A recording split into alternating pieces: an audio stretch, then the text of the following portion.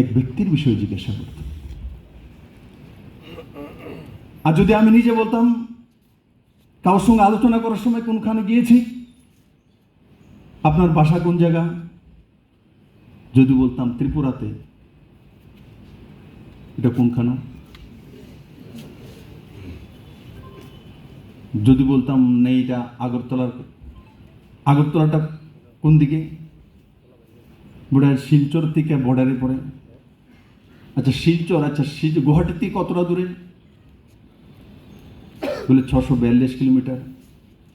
কয়দিন লাগে যাইতে? এর মতো বাসে গেলে তো 30 ঘন্টা লাগে, ওই সময় লাগতো 30 ঘন্টা। আর ট্রেনে, আমি কি এখনো ট্রেনের ব্যবস্থা শুধু ঝিকঝিক করে মিটার গেজ আমাদের কুমারঘাট পর্যন্ত আসে, বাকি আসে না। প্লেন কটা চলে? দিল্লি থেকে ডাইরেক্ট ফ্লাইট আছে, যাবো একটু নাই তো। আগরতলা যেতে হলে কি করতে হবে? সকাল নরেন্দ্র মোদীর নেতৃত্বে যতগুলো স্কিম ছিল, আমার মনে হয় নর্থ ইস্টের মধ্যে সবচেয়ে বেশি লাগু যদি কোনো রাজ্য হয়েছে, নর্থ ইস্টেই যে 11টা ছোট রাজ্য আছে তার মধ্যে যদি সবচেয়ে বেশি কোনো স্টেটে লাগু হয়েছে, তো ত্রিপুরা রাজ্যের মধ্যেই লাগু হয়েছে সবচেয়ে বেশি। অথচ একসময় ত্রিপুরাতে ওয়ার্ক কালচার ছিল না। কারণ কি, সরকারি কর্মচারীদেরকে অফিসে না গিয়ে দুপুরবেলা যদি একটা লাইনে মিছিল করে নেওয়া হয় আগরতলা শহরের মধ্যে, তাহলে হয়ে গেছে সরকারি কর্মচারী কাজ, অফিসে কাজ করতে হবে না। আজকে সেই কালচারটা ত্রিপুরা থেকে উঠে গেছে। আজকে সরকারি কর্মচারী অফিসে যায়, সেখানেই কাজ করে। সেই থেকে ত্রিপুরার সরকারি কর্মচারীরা মুক্তি পেয়েছে।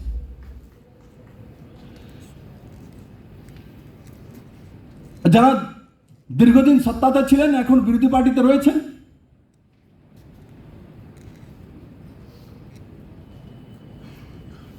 তারা এবারও বাই ইলেকশনে গিয়েছে। তো কি গিয়েছে, কি বলছে? আমার জন্ম থেকে শুনিতে, আমি ছোটবেলা থেকে চিনতাম সিপিএমের 3-4টা শব্দ নেতারা বলতেন, খাদ্য নেই, বস্ত্র নেই, অন্ন নেই, না খেয়ে মানুষ মারা গেছে। এগুলো বাইরে একটা শব্দ নেই। টেপ করে শুনে নেবেন, এগুলি এর বাইরে একটা শব্দ নেই। আপনারা কি করবেন সেটা বলেন, কিভাবে করবেন সেটা বলেন। যেমন এই সরকার নরেন্দ্র মোদীর নেতৃত্বে যখন 50 বছর পূর্তি হয়েছে, দেশের স্বরাষ্ট্রমন্ত্রী অমিত ভাই শাহ রবীন্দ্র ভবনে আগামী 2047 পর্যন্ত 25 বছর যাবৎ কি ত্রিপুরাতে হবে, জিএসডিপি কত হবে, গ্রোথ রেট কত হবে, সরকারি কর্মচারী কত হবে, ইনফ্রাস্ট্রাকচার কি হবে, শিক্ষার ব্যবস্থা কি হবে, ইন্ডাস্ট্রি কি হবে, 25 বছরের রূপরেখা এই সরকার তুলে ধরেছে প্রথমবার। আজকে ত্রিপুরার মানুষ তার 25 বছরের পর্যন্ত ভবিষ্যৎ জানে, অনলাইনে দিয়ে রাখা হয়েছে। আমরা যখন পড়াশোনা করেছি তখন তো পরের দিন কেউ সেটাই জানতাম না, কিন্তু আজ ত্রিপুরা সেই জায়গা পৌঁছে গেছে। 25 বছর যাবৎ ত্রিপুরার ভবিষ্যৎ কি হবে তার রূপরেখা তৈরি করে সরকার রেখে দিয়েছে।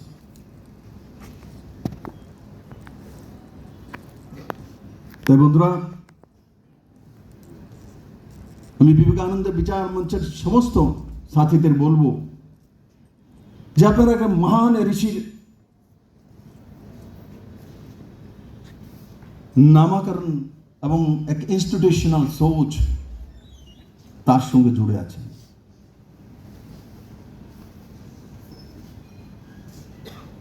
এক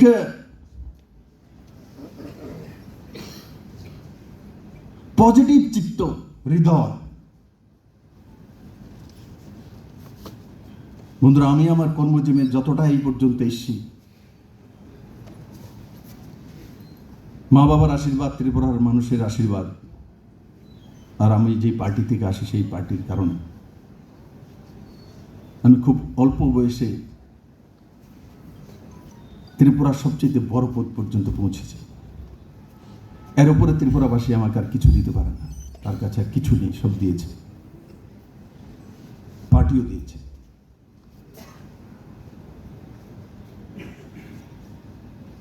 তার জন্য যেটা শুরুয়াত করেছিলাম,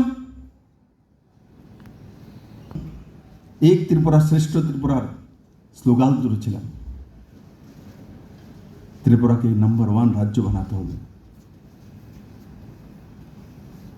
যখন আমাদের ফরেন্সিক ইউনিভার্সিটির ভূমি পূজন করার জন্য অমিত ভাই শাহজি এসেছিলেন, গৃহমন্ত্রীজি, সন্ধ্যার সময় ওখানে कार्यक्रमेर জন্য বলেছিলেন যে হে त्रिपुरावासी, मुझे 5 साल त्रिपुरा के सरकार और चाहिए और मैं 5 साल में त्रिपुरा को 1 नंबर बना दूंगा।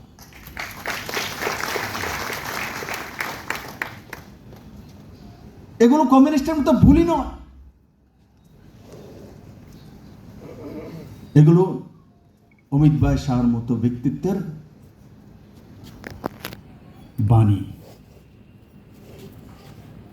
2018-তে ত্রিপুরাতে পরিবর্তন হয়েছে। অমিত ভাই শাহজি তখন পার্টি প্রেসিডেন্ট ছিলেন, অগাধ পরিশ্রম করেছেন। পেছন থেকে যারা থাকে অনেক সময় দেখা যায় না, সামনাটা দেখা যায়। তার জন্য আপনারা বলেন বিপ্লবদের মুক্তির কাণ্ডারি তো অমিত ভাই শাহ।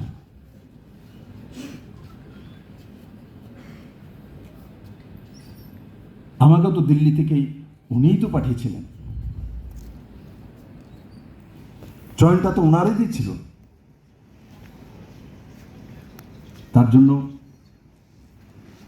অতীতকে ভোলা না, ভবিষ্যতের জন্য যোজনা বানানো আর বর্তমানকে নিয়ে চলা। তাই আমার সমস্ত সরকারি কর্মচারী যারা রয়েছেন, বিভিন্ন শ্রমিক সংগঠনের যারা প্রমুখ রয়েছেন, আমি বলবো আরো অনেক কাজ করতে হবে। অনেকে ভেবেছেন সত্তা চলে এসছে, বাই ইলেকশনে 3টা জিতে নিয়েছি, পঞ্চায়েত জিতেছি, আরবান লোকাল বডি জিতেছি, লোকসভা জিতেছি, রাজ্যসভা জিতেছি, বলে জিতের পুরো জিত হয়ে গেছে, তো অনেক হয়ে গেছে। না, এখনো কোনো কিছু হয়নি, শুরুয়াত হয়েছে।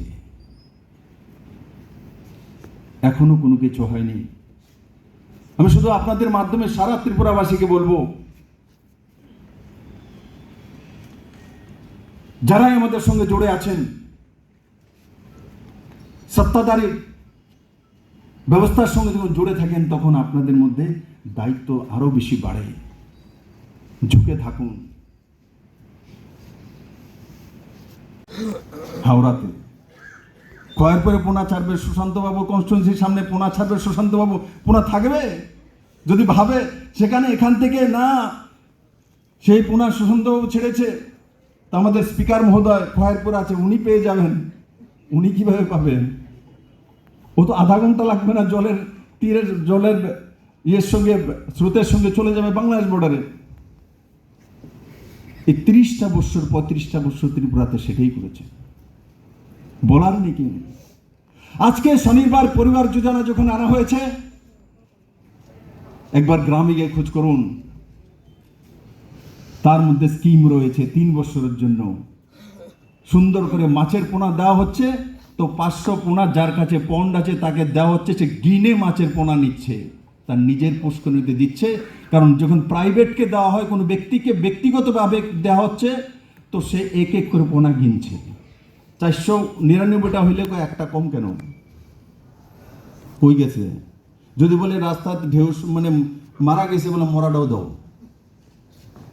আজ মানুষ হিসাব করতে শিখে গেছে, বলার সুযোগ পেয়েছে, অধিকার নিতে জানে, প্রতিবাদ করতে জানে। আজকে স্বনির্ভর পরিবার যোজনার মাধ্যমে প্রত্যেকটি পরিবারকে তাকে অ্যানিম্যাল হাজবেন্ডারি থেকে হাঁস, মুরগি বা শূকর বা কোনো গাভী, যে কোনো একটা, তার সঙ্গে ফুলের বীজ, ফলের বীজ, মাছের পোনা, এই সবগুলো এক একটা পরিবারকে দেওয়া হচ্ছে এবং মনিটরিং করা হচ্ছে। তারপরে দেখা যাচ্ছে যে হ্যাঁ, ফলের গাছ লাগিয়েছে তো আছে কিনা, ফুলের গাছ লাগিয়ে তো আছে কিনা, মাছের পোনা দিয়েছে তো মাছ বড় হয়েছে কিনা, 5টি মোরগ দেওয়া হয়েছে সেগুলো আছে কিনা, হাঁস দেওয়া হয়েছে সেগুলো আছে কিনা, তার মনিটরিং হয়। তার কারণে রেজাল্ট আসে যেভাবে রুদ্রসাগরে এসছে, চোখে উংলি দিয়ে দেখে। এই কাজগুলো যদি পুরনো সরকার সেইভাবে করত, আজ ত্রিপুরায় আত্মনির্ভর ত্রিপুরা তৈরি হয়ে যেত। বন্ধু, আত্মনির্ভর হওয়ার জন্য প্রাইমারি সেক্টর দিয়ে করতে হয়। সরকারি কর্মচারীরা ত্রিপুরাকে আত্মনির্ভর করতে পারবে না। সরকারি কর্মচারীদেরকেও বেতন দিতে হবে। তাদের যদি বেতন বাড়াতে হয়, তাদের যদি ডিএ পেতে হয়, তাহলে আত্মনির্ভর স্বনির্ভর কৃষক তৈরি করতে হবে, স্বনির্ভর মৎস্য চাষী তৈরি করতে হবে। তাদের পয়সা দিয়ে তখন সরকারি কর্মচারীদেরকে দেওয়ার ব্যবস্থা হয়। তার জন্য কেউ যদি ভাবে যে কৃষকদেরকে ডাবল ইনকামের কথা বলছে নরেন্দ্র মোদী সরকার, কৃষকরা যখন ডাবল ইনকাম করবেন, কৃষকরা তখন ট্যাক্স দিতেও যাবেন। আজকে ভারতের ট্যাক্স পেই 112% বেড়েছে। নরেন্দ্র মোদীর নেতৃত্বে 112% ট্যাক্স পেই বেড়েছে, ডাবল নয়, 112%। আজকে ভারত সেই দিশাতে কাজ করছে। বন্ধুরা, সরকারি কর্মচারী যারা এখানে রয়েছেন, সরকারি কর্মচারীদের অ্যাডক কমিশন থেকে নিয়ে 7th পে স্কেল, যারা হোমগার্ড তাদের 6,000 টাকা থেকে 18,000 টাকা, যারা টিএসআর বাকিরা চাকরি করবে 7 বছর, টিএসআর 12,000 নওজওয়ান চাকরি করবে, সারাদিন 8 ঘন্টা 9 ঘন্টা মেহনত করবে, তার 57 এজ। কেন 3 বছর কম? তার কোনো জবাব নেই। পুরনো সরকার যদি এজ বাড়াতেন তো 1 বছর করে বেড়াবেন ইলেকশন আগে, ললিপপ। কিন্তু এই সরকার একসঙ্গে 57 থেকে 60 করে দিয়েছে। রেশন অ্যালাউন্স বাড়িয়ে দিয়েছে, ফেস্টিভ্যাল অ্যালাউন্স আবার বাড়িয়ে দেওয়া হয়েছে। যতটা পারে সরকার সেই দিশাতে কাজ করছে। বিজ্ঞানের স্নাতক যে টিচাররা, অনেকে বলবেন তো হাইকোর্ট বলেছে, হাইকোর্ট বলে সুপ্রিম কোর্টে যেতে পারতাম, কিন্তু প্রায় 1000-কে পার্মানেন্ট করে দেওয়া হয়েছে। তাই বন্ধুরা, এক সকারাত্মক মানসিকতা নিয়ে কাজ করা শুরু করেছে সরকার, আরেক দিশা নিয়ে কাজ করছে। যেটা আমি বলছিলাম, আজ মানুষ তার মধ্যে আশা জেগেছে, স্বপ্ন দেখতে শুরু করছে। যেই ব্যক্তি আশা নেই, যার মধ্যে স্বপ্ন নেই, সে জীবনে কোথাও সাকসেস হতে পারে না। আর কমিউনিস্টরা ইচ্ছে করে আশা জাগাতেন না, আর আপনার মধ্যে জুনুন তৈরি করতেন না, কারণ কি এগুলো তৈরি হলে কমিউনিস্ট পার্টি থাকবে না। যত বেশি গরিব করা যায়, যত বেশি আপনাকে দাবি রাখা যায়, তত বেশি কমিউনিস্টের উত্থান হয়। এটা জগজাহির। যখন মানুষ নিজের কাজ করবে, নিজের রোজগার করবে, তখন তার একটা স্বাধীন মানসিকতা তৈরি হয়, তখন তার সেই মানসিকতার বিকাশ হয়। আজকে গিয়ে ত্রিপুরার মানুষের মধ্যে সেই মানসিকতার বিকাশ হয়েছে।